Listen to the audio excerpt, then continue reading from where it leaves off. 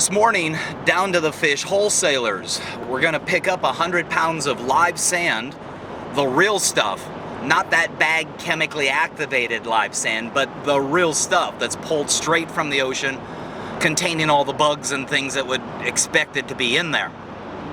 We also need to go to a different wholesaler and pick up some live rock.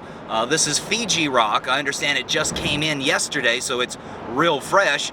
We need to get 150 pounds of that, and then tonight we're going to introduce that into our new 100-gallon Reef tank, customer's tank.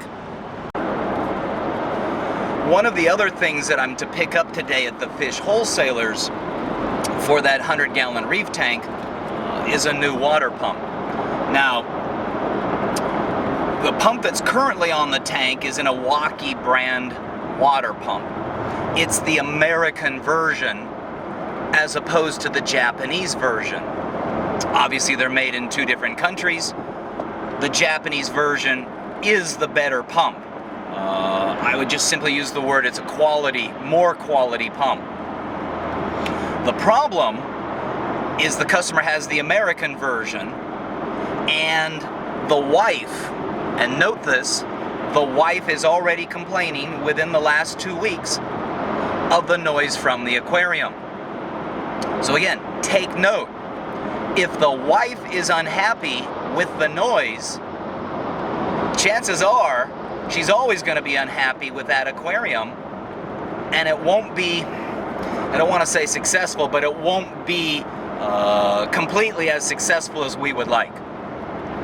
So the point is, if one of the partners is unhappy with the noise level, and noise is a very subjective thing, especially when you start with no noise and add any noise, it's an increase, regardless of how noisy it is. It's an increase. But my point is, this fellow's wife has indicated that it's too noisy. So we spoke of alternatives. There's only one pump I know that's much quieter. It's the Velocity pump, and the reality is, I think I've mentioned this before, that the reason pumps are noisy is they're trying to vent their heat out through the back end. Pumps that are not noisy are not venting their heat through the back end. They're dissipating their heat into the water. So the choice is, in the case of an Iwaki centrifugal pump, to deal with the noise and have it vent its heat out the back end and have a minimal influence on the aquarium water's temperature. The alternative is a pump that doesn't vent its heat out the back end and dissipates its heat into the water. It will be considerably quieter. In speaking with that customer, we did decide to go with the quieter water pump.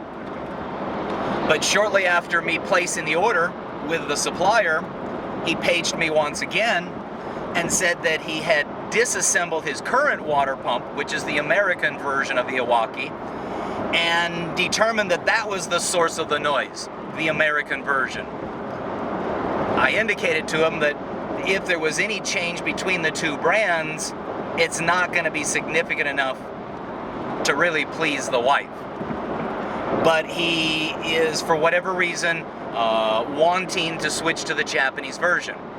So my job is to do what the customer wants. I'll pick him up that new Japanese water pump. I don't think it's going to solve the noise problem, and I think all we're going to do is end up back in the same situation with the wife unhappy with the noise coming from the tank, and it's always going to be an irritant. So please take note of this as you go through and set this up. Twofold. One, noise is subjective. Every aquarium is going to produce some noise.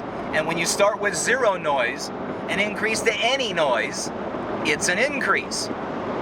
The second thing is if the partner is not happy with the aquarium, the look, the fish, the noise, whatever, you're probably not going to be in the long term very successful with that aquarium.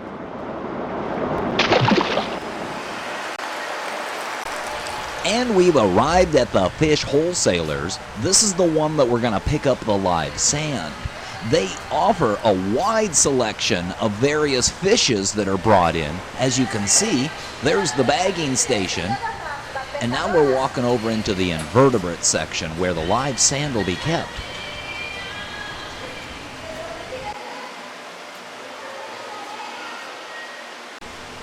Here we are 2 large 300-gallon tubs full of Florida live sand. This stuff has been flown in or transported in, and this is the real McCoy. You can see there's a wide variety of different granule sizes and bits and pieces of rock coral, and I'm certain a whole assortment of aquatic life. Given the opportunity, I would much prefer to use this version. I think there's a much greater diversity of life included within the sand itself. I'm sure all those other products, bagged or dried, are just as good and eventually will become live, but this starts off with a greater amount of life within it. So here we're going to have it weighed out. We're looking for 100 pounds of live sand for this reef tank.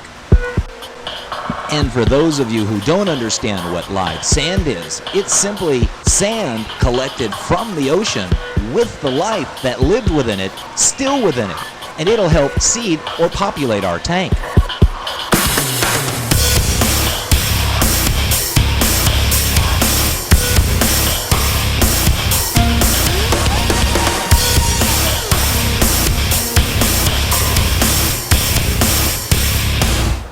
So you can see here, the live sand is in those bags. There are 4 boxes or 4 bags, each bag having 25 pounds in it. And we'll load those 4 25-pound bag boxes into the back of the van and drive off to our next wholesaler to pick up some live rock.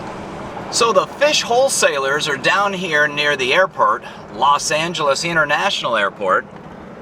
And this happens to be where they come in landing, and all the fish wholesalers have their buildings right down on the street next to the runway. This is for convenience. Obviously, they can quickly retrieve their new shipments and quickly distribute their sold items. And there's probably 5 or 6 different wholesalers down here along the airport. Today our wholesaler of choice is sea-dwelling creatures. Now keep in mind, this is not wholesale to the public. This is wholesale to the aquarium trade. This is where all the fish, livestock, live rock, live sands come into the country from and are distributed from here. And this wholesaler's just gotten in a shipment of live rock today, so this will be fresh stuff. For our 100-gallon coral reef tank customer, we're picking up 150 pounds of live rock. This will be the foundation or the beginning amount. From there, once we begin to add corals, we can add the more decorative or fancier live rock to the system. So this will serve as the foundation of his coral reef structure in that 100-gallon coral reef tank. Okay, so here is the Fiji rock.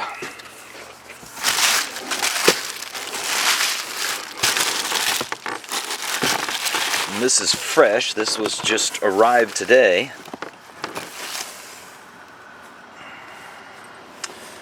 There's coralline algae and different algae, and who knows what life is on there. So we're going to dash on over to the customer's house and install an ultraviolet sterilizer and add some live rock and some live sand and get his reef tank going.